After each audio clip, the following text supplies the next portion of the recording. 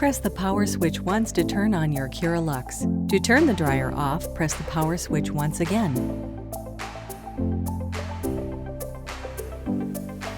To alternate between high and low speed settings, press the speed switch once. To change the temperature, press the up or down arrow on the heat switch to reach your desired heat setting.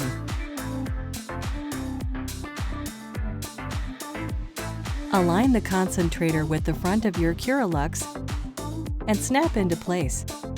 To remove the concentrator, pull the nozzle downward to release.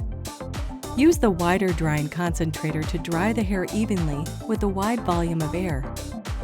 Use the narrower styling concentrator to style one section at a time with concentrated airflow. To activate the Cool Shot, press and release the Lock-in Cool Shot button once. If you're unsure if the Cool Shot is on, simply check the air temperature with your hand before styling. To deactivate the Cool Shot, press the button again.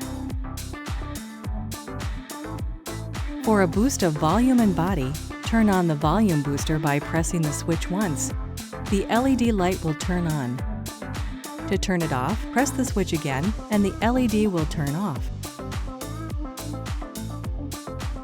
The convenient auto pause sensor exclusively in the Cura Luxe will pause airflow when the dryer handle is released and resume airflow once held again.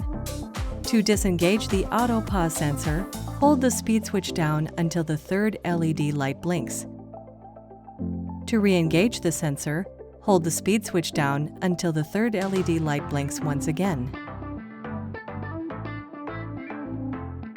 Twist the Pure Stream cap counterclockwise to release it. Once you're done cleaning it, align the cap with the slots in the back of the dryer and twist clockwise until it clicks into place. To clean the filter, use a soft cloth or small brush to remove dust and lint that may have accumulated on the metal mesh.